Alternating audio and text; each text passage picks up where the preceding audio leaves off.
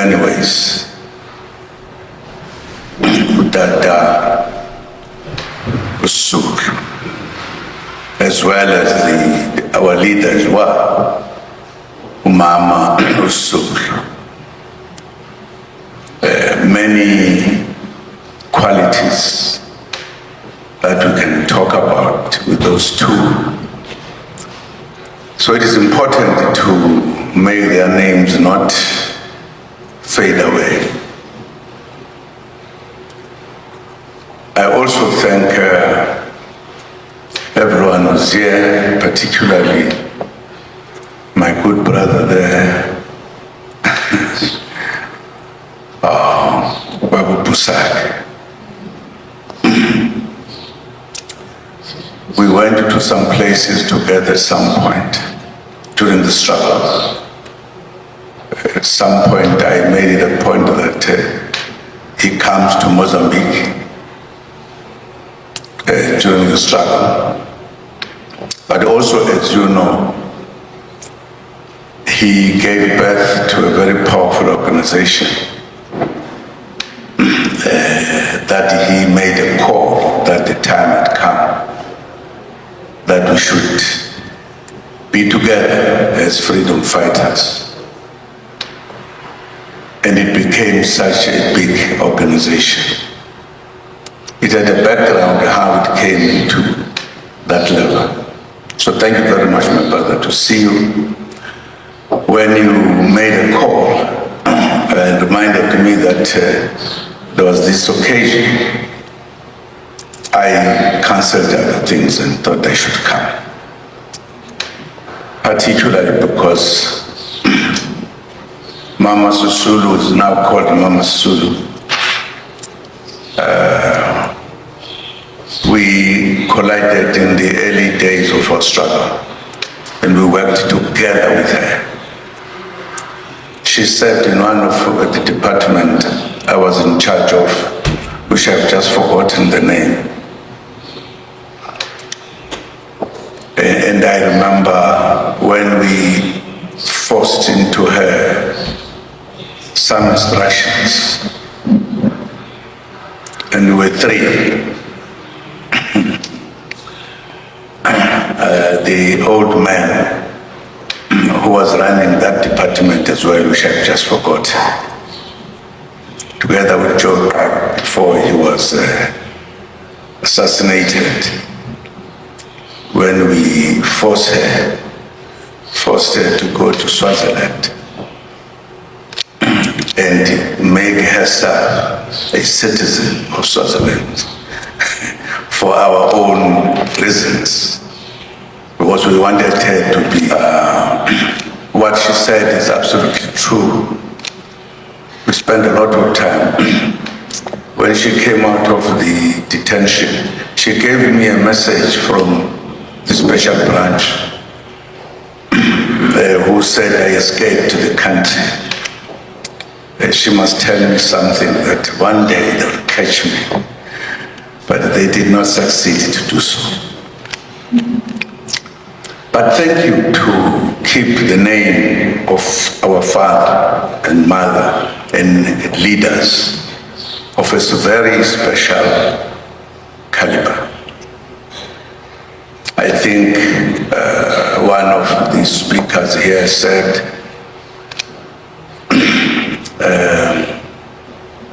these two were unique, and unique in many ways.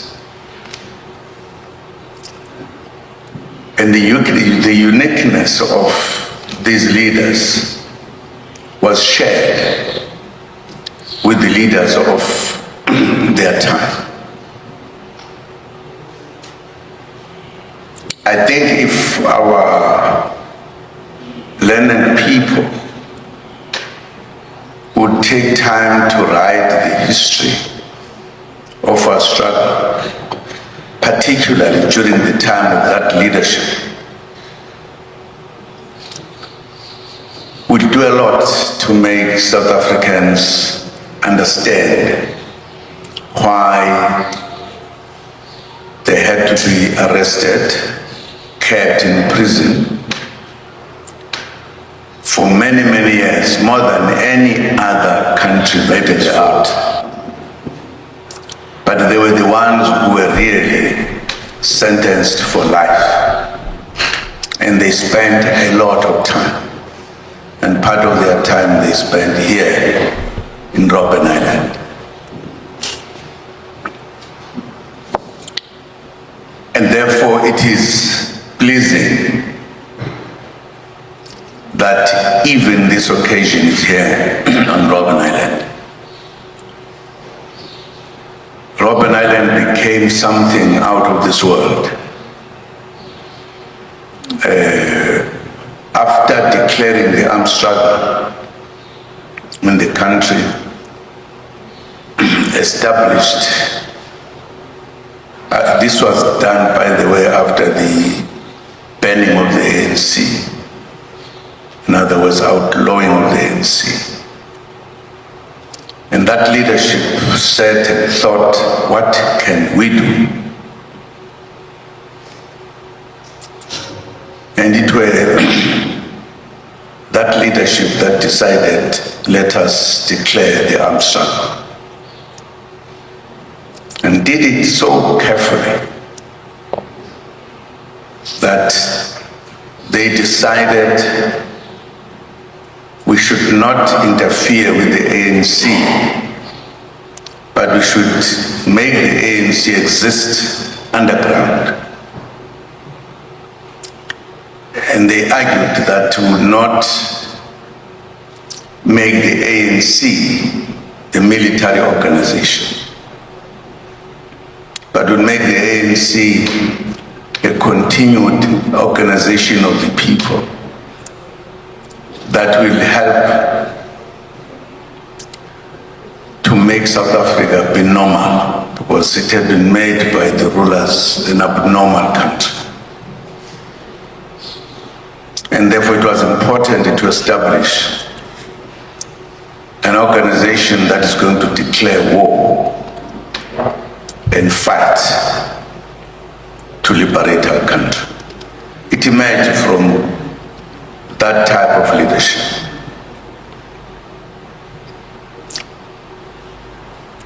And it had a long discussion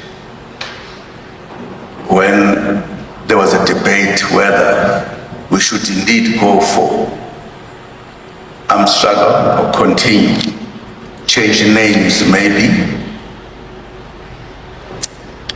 And there was evidence already that if you had an organization, you try to change the name, it doesn't work. Because the name that the second organization that will come will be also bad. So you will change the names until when? That was a question we asked here. There was an experience of Zimbabwe, which was then Rhodesia. The first organization there was the African National Congress. It was banned by the oppressors, and they established another name, Zuma. It was banned again. So the leaders here had learned you can't think that the name will help you. And therefore, once they do so, it means they're challenging you to get into the struggle. These leaders, particularly, that Sisulu was part of the greatest thinkers ever produced, I think, in our struggle, given the level at which the struggle was. Of course, Sisulu being a type of a leader that was recognized by the leadership, he was charged at some point, and there was a case against him, and he then, the case was done and he was found guilty. He appealed. The sentence, so he did not go to prison at the time. Then the case went on again. But he and his colleagues had taken a decision that there was no time to go to prison. The struggle was now on. If he was sentenced, whatever sentence, to go to jail, they took a decision he would not go to jail. He would go underground and disappear. In other words, not serve the sentence. Very bold, very serious. If that happened, indeed, I think he was sentenced for 6 years, if I remember. And the police never found him. He disappeared into the thin air. They did not know where he was. That's when he now was conducting the struggle underground, not seeing his children, wife, just disappeared.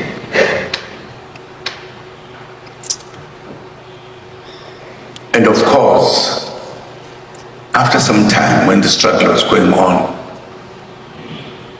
they were found near Johannesburg. I'm saying this because by that time, we, the small ones who were running up and down, we had been arrested as well. We're in Pretoria. When the Rivona trial was caught, we almost wanted to die because that was our hope. And indeed, Comrade Mlangeni, who had gone for torture, he came back and said that the special branch were boasting that we found your fathers. They are arrested, all arrested. And we nearly wanted to collapse.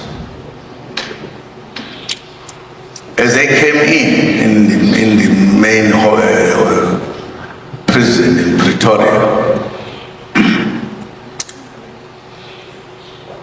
Kamela was called aside and given clothes for prison. He was immediately taken away from the big group. He was not allowed to exercise together with us because we were exercising together with the leadership.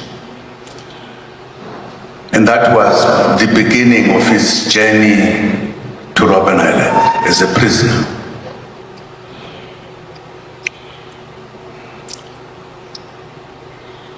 And thereafter, the rest were expected to be sentenced to death or whatever.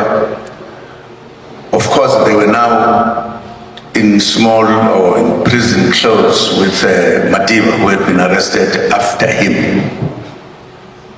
And he was sentenced to 5 years. So these two friends, one was doing 6, one was doing 5. But it was still felt there would be a death sentence made. It was a tough time. These leaders behaved very well. And they were ready in prison to issue instructions to the followers. However, they were sentenced to come to Robben Island. Madiba had been to Robben Island already for a short while, but came back to the case. Our case was almost simultaneous. We had to go to a court, which was not necessarily a court because we were using the court. You don't know how unhappy we were that our leaders have been arrested. That changed the struggle in the country. And there are many, many other things. Of course, they stayed to prison, for many years, finally released. When the world decided that there should be talks in South Africa. We're very happy that they were out, still alive, with the years, few years, not the kind of life as we're told. South Africa changed into a situation of negotiations. I'm hoping that at some point we'll have time to tell this story as we know it, we who were in the struggle, who at some point were sentenced to death and came to Robben Island and stayed here for a decade. Some more, very few stayed for a short time. We got to know one another even better. And I think we're more serious to fight and finish everything. I always feel my leaders have got information how, for an example, elections came about and what were the decisions taken by the Western countries, by the way, who then pushed the government that we should negotiate. And negotiations took place. And there are many issues, again, we've not talked about, because at times people take it easy.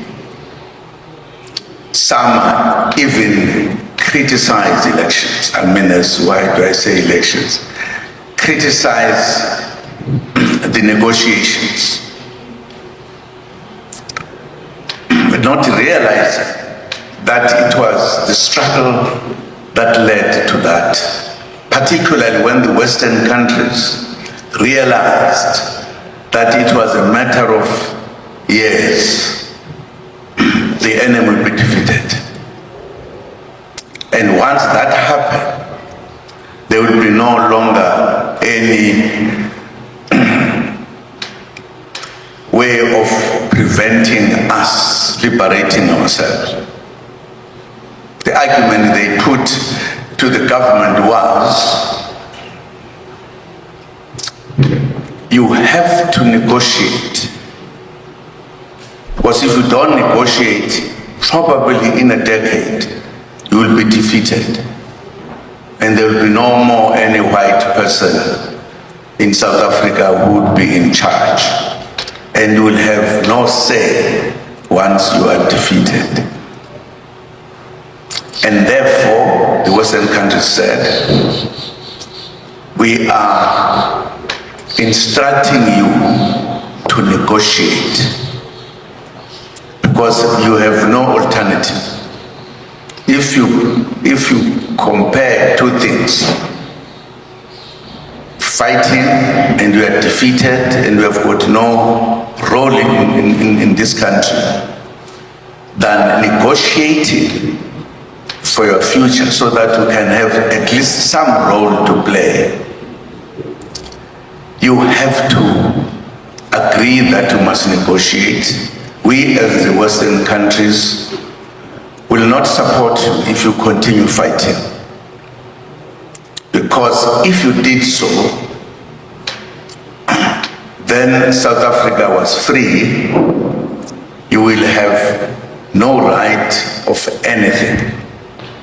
And therefore, we as the Western countries were not going to allow this. These were secret discussions. Because if you did that and you were defeated, the communists will come in, take over this country. And our strategic point in the world would have been gone. And therefore negotiate. It was very difficult for them to agree, but they said, we're not going to nest you, You cannot make the Western world lose a strategic, a number, almost 2 strategic points in the world. And then they had an alternative there to say, okay, let us agree. They allowed PW de Klerk, those who were still alive will remember, when he made a statement addressing the white population in South Africa. He said, the world is changing. We also must change. We cannot fail to change. Because if we don't change, we are faced with 2 choices: to adapt or die. We need to choose between these 2. He was now telling the whites the time for negotiations has come. And indeed, thereafter, there are many things the Western countries did to help, because they promised South Africa that we will do everything to ensure that you succeed. They said, the Western countries, we will make it a point that as you negotiate, we as Western countries put together. When I'm very old, I'll write which countries were talking among themselves, not now. That our job will be to weaken the ANC because it is too strong, too big. We want to weaken it so that it becomes smaller, so that it does not run the country on its own. It must be forced to have parties that will work with.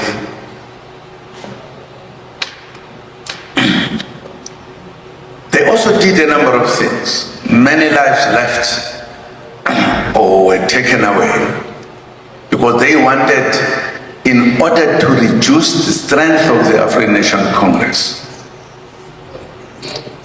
it was also to reduce the leadership of the ANC that they thought were a threat, or they would not allow the ANC to be weakened.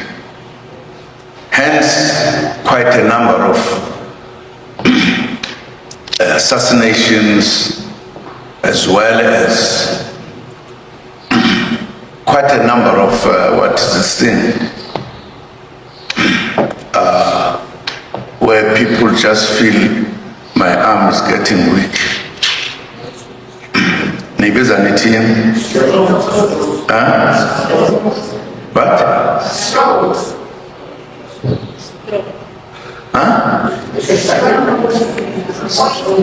It's called stroke. Oh, you said it at the same time. That's why people like our president, Oliver Tambo, became a victim. Not him alone, but some also among what we were referred to as our enemy, who were too radical for their thing. They also received the same from their brothers, because they thought they were, in another way, they will also delay the negotiations. Others were killed, like Christian, etc. That was a part of weakening South Africa, so that the objectives that were enshrined in our document, the Freedom Charter, should not be implemented. So they planned and did every other thing. And the issue, therefore, of the comrades who were here, who have stayed forever, who could have died, it was obvious that we were supposed Not to say we cannot negotiate, but to know in negotiations what we wanted to achieve, where will it end?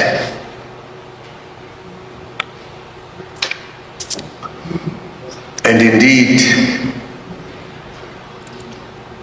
the leaders or the Western world in this country planned a long process which involved, among others, to separate the comrades, put Mandela alone, put others in their place. It was also discussed with them, but they did not know that if these giants were released, what would be the situation from Robben Island. And it was also important that they wanted to check the mood of the population if these old people were released.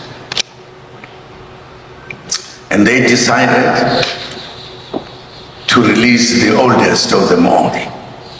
That was done. Why was released alone? Was to check the mood. And indeed, Mbeki was released for that reason. And of course, thereafter, the rest were released. But if you notice, around the same time as Madiba was coming out, Tambo was dying. And I'm saying this because it is absolutely important to understand and appreciate our struggle and how difficult it was and why it was so difficult, which at the right time will tell our side of the story. Indeed, today, that organization which they wanted to be weak, in 30 years, they weakened it. It is weak now. Not just weak, almost moved off the route that it was given.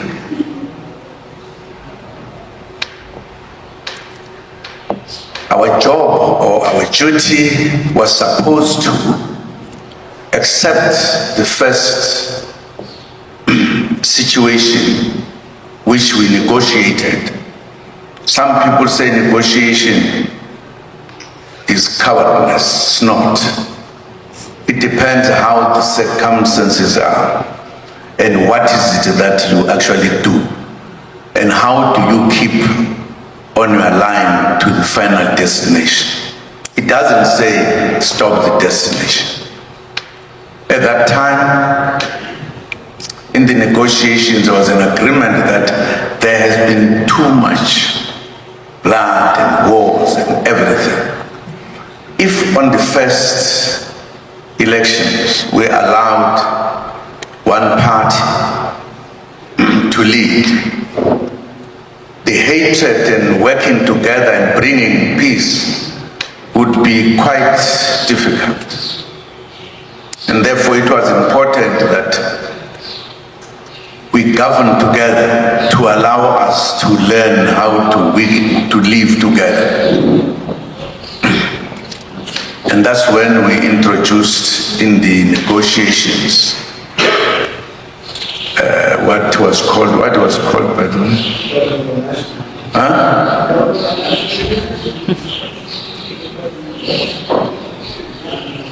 No, that's when we said every party that will win so much will be part of government for that peace, government of national unity, to unite the people who have been fighting.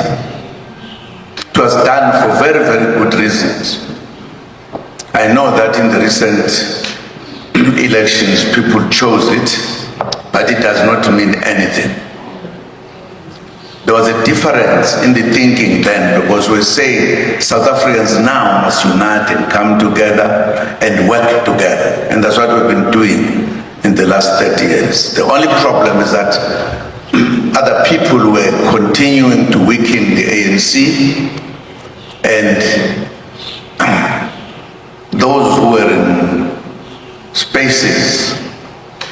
being weakened, and they were not defending what was being done. It just went on and on and on. I'm saying this because in the leadership of this great leader and his colleagues, and some of whom were recruited by him, is a leader we cannot forget, together with his colleagues. As I say, I don't remember, maybe some people will know that there is a country that had the cream of leaders being taken to prison for many, many, many years, and at the end succeeded to come out to conclude their task of liberating South Africa. If we failed to take South Africa to the final analysis, final point, we cannot blame them. We will always praise them because they came with many, many, many things, including the military struggle. It emerged from them. Some will remember when they responded to the Afrikaners, when they won elections, that the youth was the one that introduced a strategy how to fight under the banning, etc., under the behavior of the National Party government. And it is them who, in the document they produced and gave it to the mother body, which was called, I'm just forgetting it, what was it called?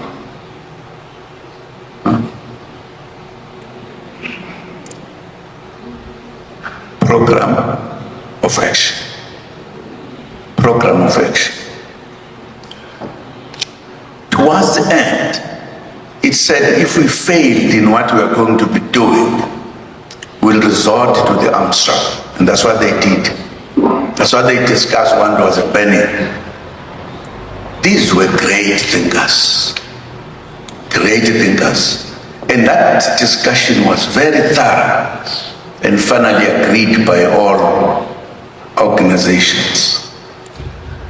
I think if you take the time of our struggle and this type of leadership, when things were changing, we must agree that these were the greatest leaders that came into being during our struggle.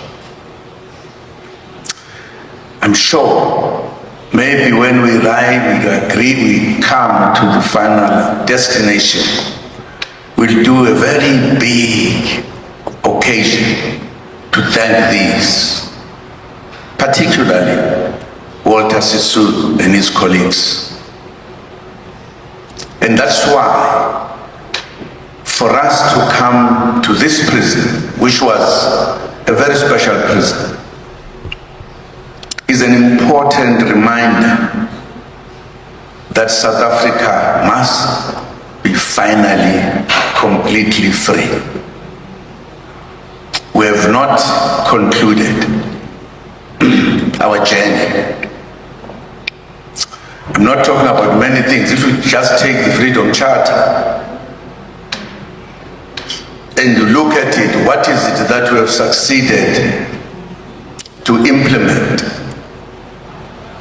And the quantity that we have not succeeded to do it, which they are the parts that are more critical for the liberation of our country. As you know, Freedom Charter talks about the economy of this country, which we still don't have.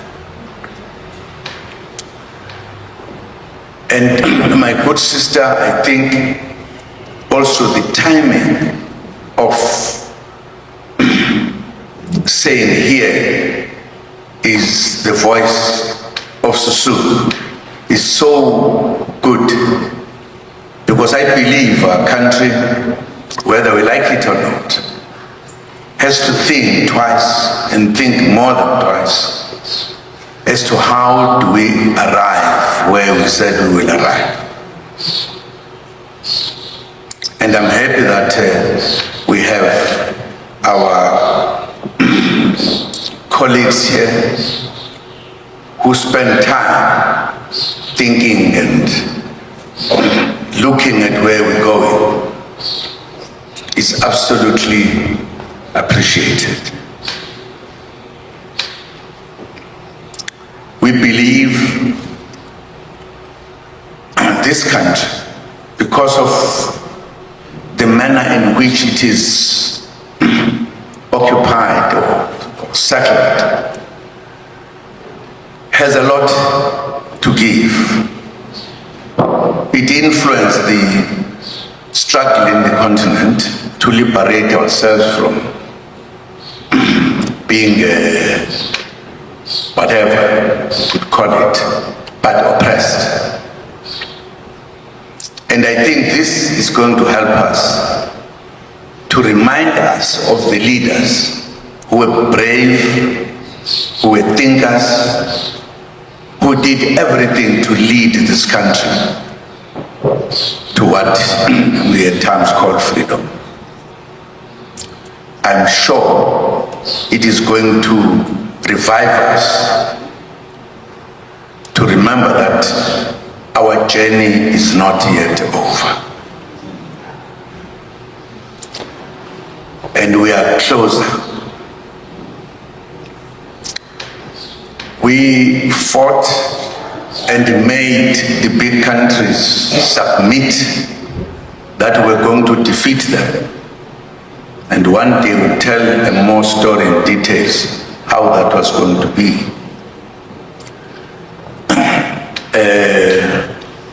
They realized they could not resist. They could not just fight, because we were no longer using Nobkiris only. We were now trained soldiers. And it was a matter of time.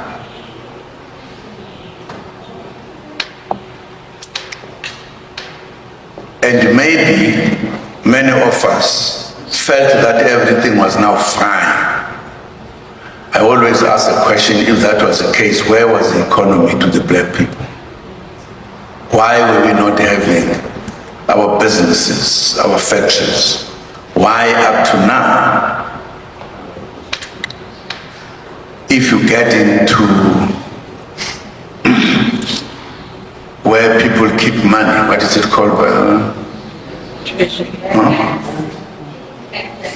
Banks, yes. If you get to the bank, you're black, you say, I want to do this business, no matter how much your plan is, they will ask you questions that almost equals your hair.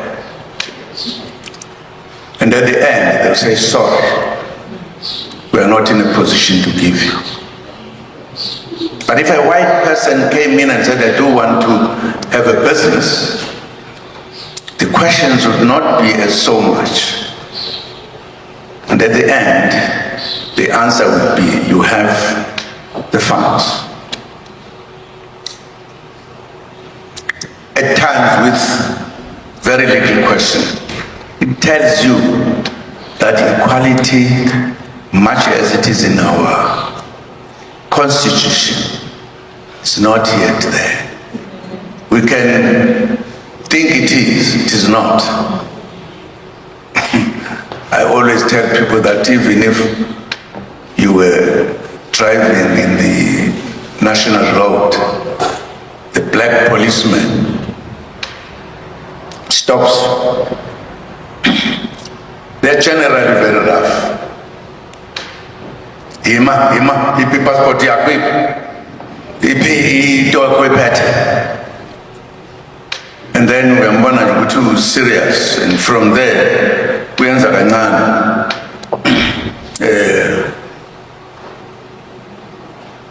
ulindele ukuthi keep some money, take the money out and bribe. uzamdedele, otherwise uyabhala. But if a black policeman sees a white man driving, come very softly, sorry sir, I would like to see your papers, sir. The approach is not the same. That tells you we are not the same. Some stay in the cities, some stay, what is it next to the city? What? Township, yes. Why are we staying in the townships? Tell me. Why are we staying in the townships? Why not in the cities? I'm not talking about the small people who are still sitting there because they've got money. It tells you that that freedom we talked about has not arrived, the final one.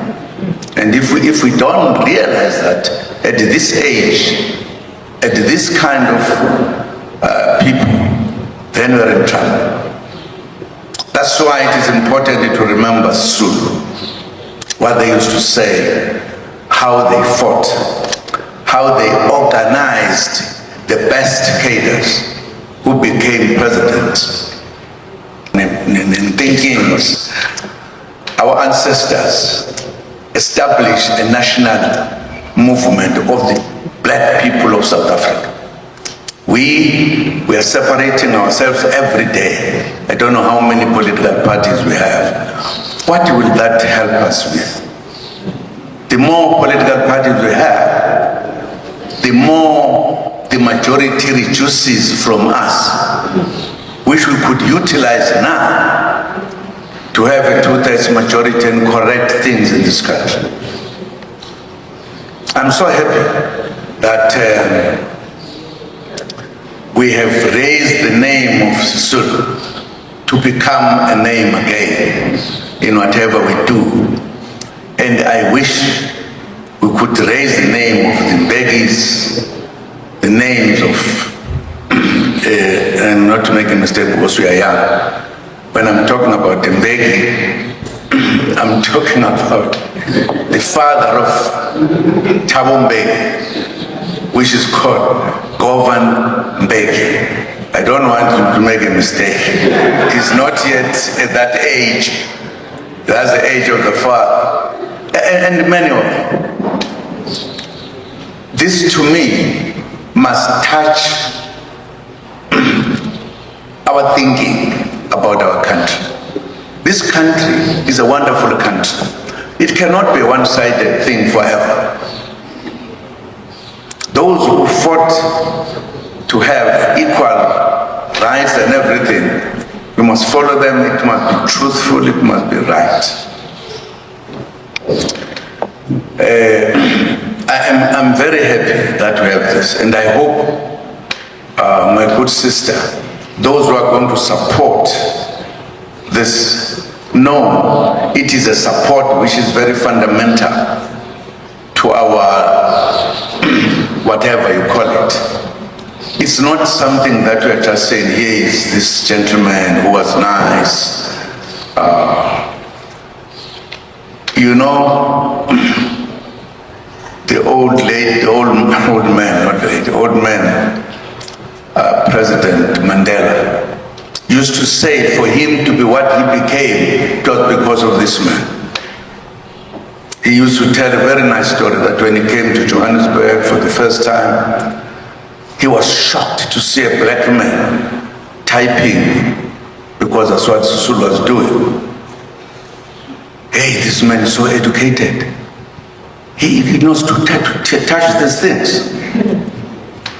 Because he says that's where he got into politics that made him the greatest leader in the world. And the man who made him the greatest leader remained a great leader, although he was not as other places. There are also reasons why the Mandela, particularly among the leaders, was promoted.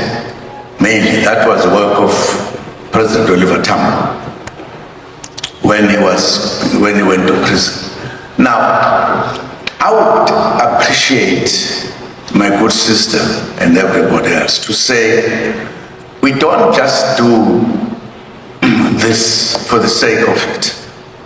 We must actually help ourselves to appreciate where we come from and what we need to do in order to be what we're supposed to be as citizens of this country. Well, I'm happy, and I'm happy to visit Robben Island. I stayed here for 10 years. And I can tell you, the atrocities here, they were serious. You know, I was telling a story to my colleagues here, how we're beaten up on the second day of our arrival. Because one of our comrades protested when he saw comrades being beaten up, and they thought they must teach us a lesson. And one old man, Natavarian Naidu from Durban, he got tired and he went to the ward and said, "Sir, I can no longer continue." He said, "Vasej Kuli, Vasej Kuli, I can't continue." And he hit him with a hand. And he was a very clever man. He was trying to move off from being beaten. He just went straight like this. And they realized he's dead. They went water. He was not sick. He was sick. He just wanted not to be beaten. And they put him on the corner there. He said,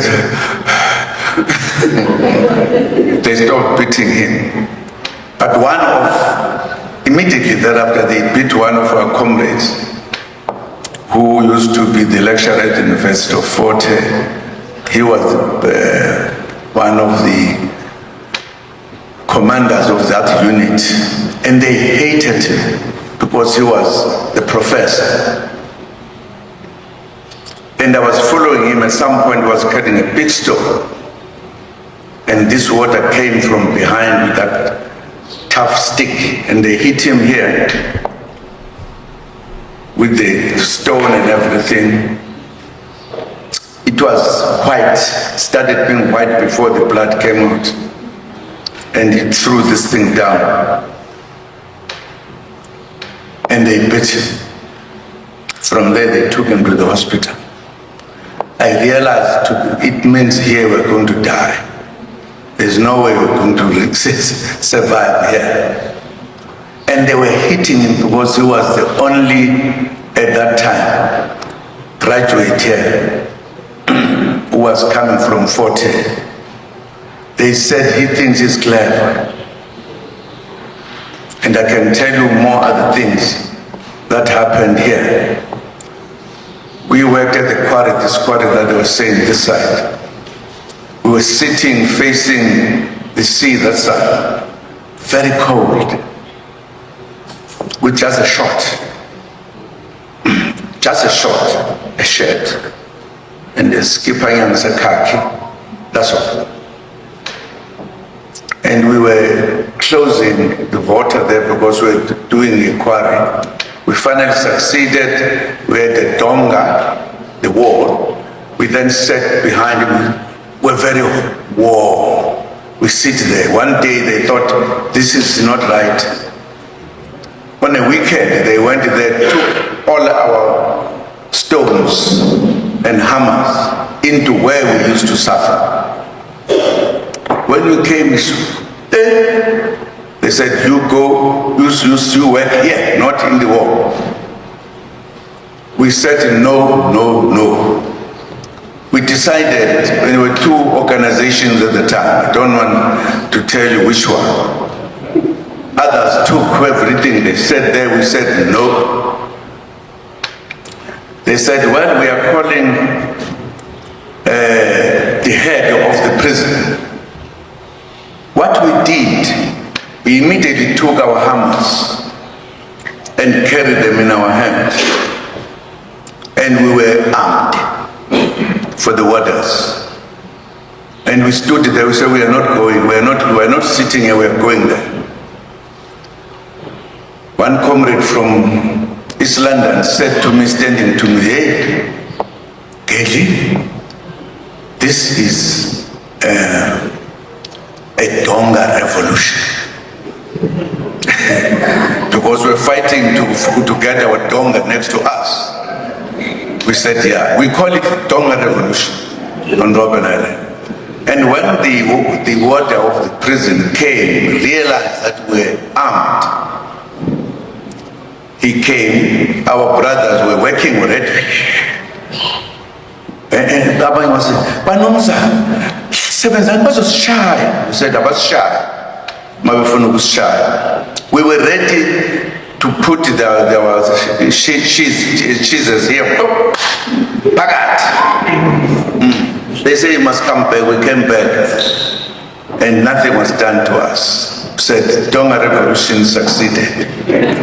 There were always a problem. I can tell you with many things which were happening here.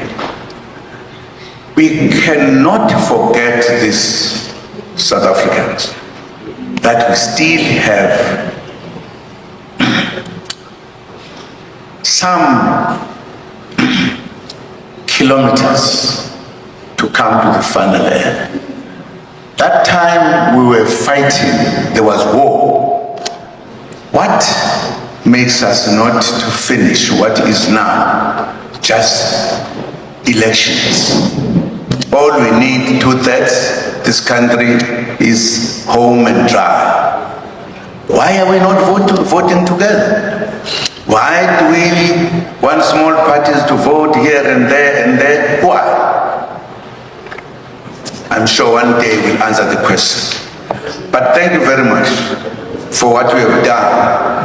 It is an important action, particularly because